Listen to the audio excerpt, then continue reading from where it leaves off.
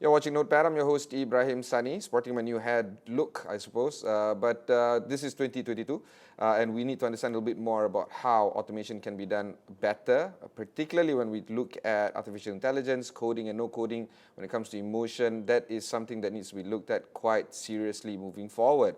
Companies big and small needs to automate and optimize their business solutions. But how do you do that using emotions? How do you do that with a little bit more human touch to it without getting too much humans touching it? That's the, I guess, delicate soft spot that we need to talk about. So joining us is Ravi Saraogi, the co-founder and president of Uniphore APAC. We just want to explore some ideas with Ravi in terms of how we can marry the whole idea of putting emotions into AI. Ravi, how are you? I'm good. How are you doing today? Fantastic. I guess going bald is not often seen by many of my colleagues. So here at the studio, they're getting used to my new haircut. But other than that, yeah, it's always interesting to see how companies try to optimize and try to bring forward the kind of lessons and learnings from the pandemic. One thing is for sure, things are never going to be the same again, not least because they are adopting and adapting to digitization, but trying to automate and using AI to bring about better solutions for their customers. We've seen how companies big and small like Huawei, Apple, and the likes are indeed full throttle in terms of using AI, but now we're looking at other enterprises doing the same. So maybe you can talk to us into how AI is being developed right now, particularly when it comes to using that human touch or emotions that might not necessarily be coded into how the AI program is being written. Certainly, Ibrahim. So, first of all, thank you for having me on your show. Really good talking to you today. When we talk about AI, Ibrahim, it's important to understand that AI on its own is the right tool to go forward with. But at the same time, as an organization, when you are delivering some services or products to your end customers, you need to also provide a human touch attached to it. And when conversations take place, especially when there is some sort of an issue, some sort of a problem, some sort of a challenge that the end consumer is facing, and they try to resolve that by reaching out to this enterprise through a contact center or through new age automated tools like chatbots, etc. It's important to understand what the exact problem is, but also bring in a human touch to it, right? And that's where a combination of human as well as an AI assistance, if can come together, can bring in a lot of pedigree. In my opinion, the right AI solution can actually help organizations build their cognitive capabilities and provide a framework to what the organization can achieve in years to come. In the broad sense of things, in my opinion, AI can help business improve efficiency across multiple different categories. Some of them would be process automation, implementing AI technologies like robotic process automation to automate physical and digital tasks, thereby reducing cost and improve efficiency. Second, insights and analysis, integrating ML-based applications, machine learning-based applications across multiple functions, such as identifying customer purchase habits, personalizing communication, looking at their collections pattern, etc., can really improve the business metrics. But most importantly, is the customer experience. As a consumer, if I am not delivered the right experience by enterprise, today I have multiple choices as a consumer to go to. I can switch from one bank to another in a jiff. I can switch from one telco provider to another one. I can move from one insurance provider to another one if I'm not getting the right experience. So deliver superior customer experience at scale would be additional benefits that AI and automation can bring together. And these are some of the areas we believe that the organization should really focus on. So I have a chat with a few board members over the past few days, and some of the management as well of some Malaysian GLCs here in Malaysia in KL. They know what needs to be done, like delivering supreme customer experience, optimizing the kind of relationship that they can have with their customers or clients. They understand the need of it, but when I ask them, these kind of business leaders, how do you go about doing it in your firm? They have no idea, and they admit that they have no idea. particularly when it comes to, what does it mean to them to have great customer experience. So I was having, because it was what do you call this, iftar or breaking of fast, so we kind of chat for quite some time before. I mean, we can only eat at a certain time, right? So that whole 1 hour, very hungry, looking at each other. But it's so problematic, this business question, I suppose, because the same question I asked to 5 people, I get 5 vastly different answers. And they all looked at each other, they're very surprised at each other's answers. Yep. So we're a long way from solving this question. Is this something that you see often among your clients? So I would say it goes back to the same thought process that people had in the late 90s, right? Where internet was just coming into being, early 90s, I'm sorry, where internet was just coming into being, and people thought that, it is just a fad, it'll go away. And people had limited idea on how it can transform the world, and look at where we are today. Similarly, AI is in a not very different zone. People know, fortunately, that this is going to play a big role, but they don't know exactly how they are going to use it to their own benefit, and then thereby bringing in a positive change within their own operations and as a whole in the society. And that's where we do see some of those challenges as a common occurrence across some of our enterprise customers. So the way to think about it, Ibrahim, is one, not look short term, right? Look long term. Where do you see as an organization heading into the market 3 years from now or 5 years from now? Because that's when AI will bring in a lot of considerable change. So you define what you see yourself being in the next 3 to 5 years time frame, and then work backwards. Now, one of the most important elements, and that we constantly discuss, is that there are multiple different pillars today that an organization runs on. There is a core finance system, there is a CRM solution, there is an ERP solution in place. Now, apart from these core pillars that you would have, what really goes missing is a core communication platform, right? Where all the communications, either within the organization or outside, can be put in place. That's where you can run a lot of AI together. And that's what we intend to bring to the table as a fourth pillar, right? Across the organization today, there are a lot of conversations happening between an individual and a potential employee, between 2 existing employees of an organization, talking about new upcoming plans, between an enterprise customer contact center agent and the end customer. There are tons of conversations happening. Where do all of this sit together, and you can really infer and improve on your business practices? And that's what we bring to the table as an organization. So the way that we think we should solve for it is, first, deploy something as we call as an analytics solution, which really helps us understand who is talking what and how we can infer that communication. Then bring in a lot of AI enablement into it to really automate those conversations. There can be mundane, simple conversations like, what is my account balance, to when is my insurance premium due date, or how much balance do I have in my account. These are simple, mundane questions that people may have, or people may have tricky questions like, I see a potential fraud in my account. Can you please block my credit card and ship a new one? And that's where you need a human-assisted support to be provided as well. So it is important for organizations to understand that you cannot go full hog at one go. It has to be deployed in phases. And the thing with AI is that the more you process data through those systems, the better it becomes. The more it learns, the more it improves. And your ability to really service your customers constantly improves through that motion. So go in phases, deploy with one solution, then enable the second, then enable the third. But most importantly, look at a platform-based approach where one single platform can really enable multiple such things together for you. Because going forward, you may not want to involve 10 different vendors doing 10 different things, and then you struggle to bring everything together. Ideally, it should be one single platform where you start with understanding the conversation, to automating the conversation, to generating insights from those conversations, to really actionizing those conversations. All right. We'll go for one short break. When we come back, we'll discuss a little bit more with Ravi of Uniphore.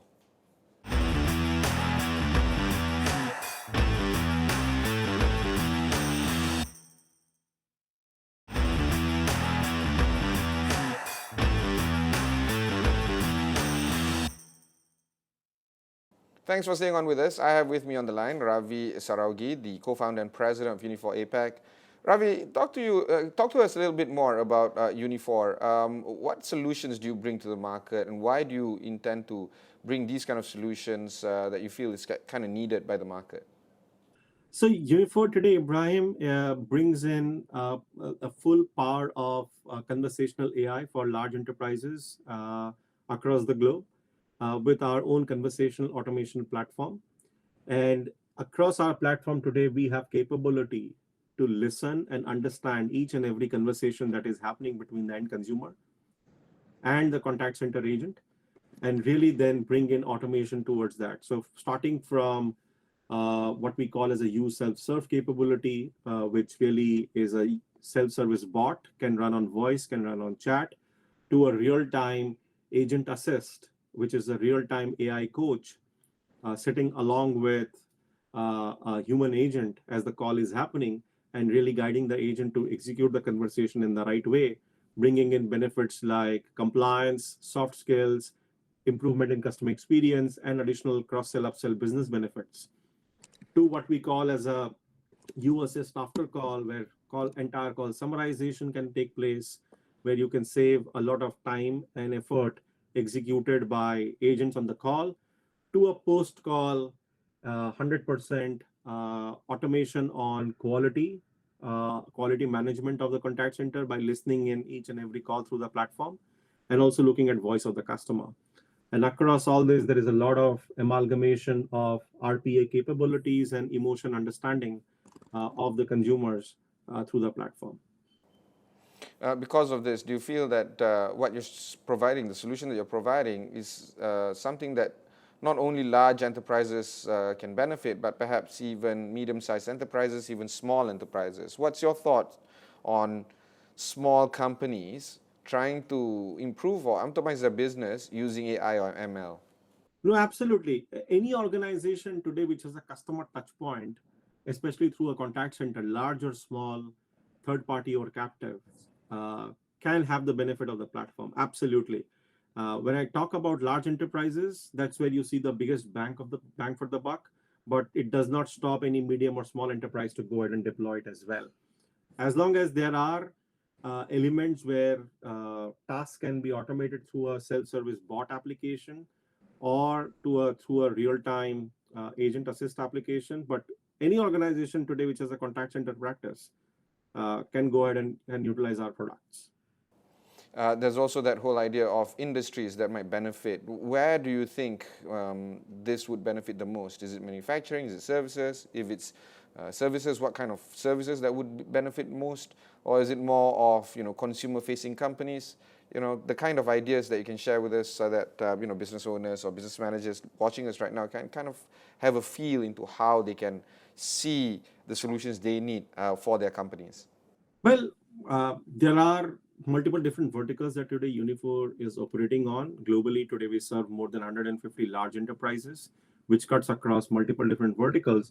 But if I specifically look into, let's say, Malaysia as a market, some of the foremost organizations that can really make use of our products are likes of financial services, which includes insurance as well, and AI-based functions such as credit scoring, dynamic pricing, digital marketing content with digital savvy customers who are open to interacting online can make use of our products. Telecom is another vertical where a lot of insights and analytics can be generated to predict customer churn, cross-sell, upsell opportunities, and additional sell that one can possibly have through the contact center operations. Then we talk about transportation and logistics, for example, which is again getting back into shape in a post-COVID era with organizations in the automobile space or in aviation space like Malaysia Airlines, etc., can really make use of our products in their existing contact center platform. Apart from that, Ibrahim, new age unicorns, and we are dealing with quite a lot of them over our engagements in edtech space, in healthcare space, in fintech space, which today are working with Uniphore as well. Overall, what we believe, Ibrahim, is Uniphore's product has the capability to not only bring in efficiency into the existing setup that an enterprise may have, and within those elements bring in the bottom line benefit and the top line benefit both together. At the same time, really figuring out how do we convert a typical cost center like a contact center into a profit center going forward as well. Okay, one more break before we conclude our conversation with Ravi.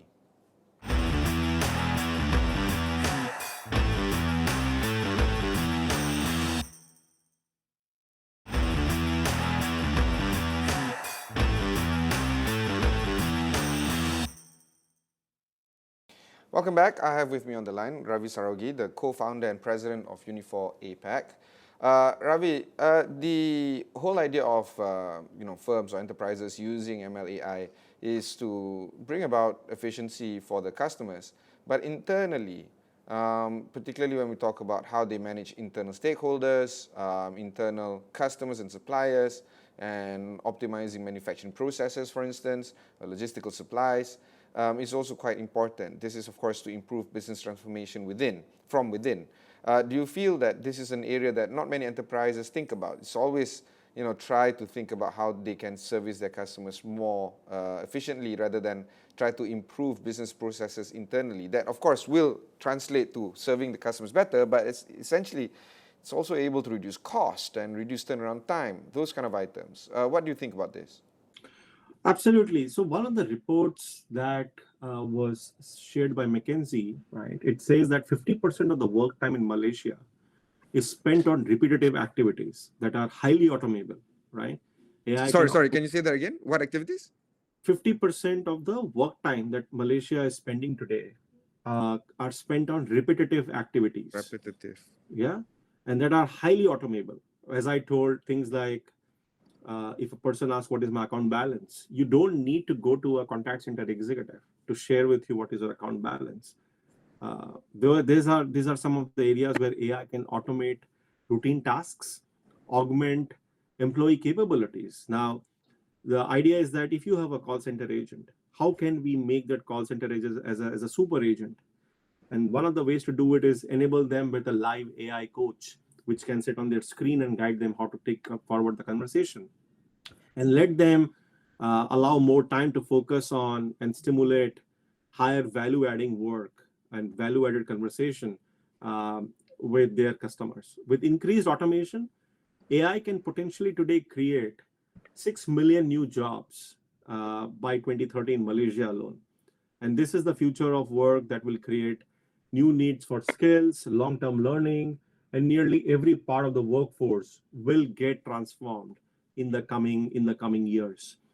Now, to your question, these are some of the things that organizations will need to focus on to really upskill and reskill their workforce going forward. And if organizations don't take a look into that, then someone else will do it and they will win the race. And that's where we believe that automation platforms, AI-enabled automation platforms can go a long way to not only support existing employees in executing their task better and bring in efficiency within the organization, but also can go a long way to really upskill and reskill the existing workforce as well.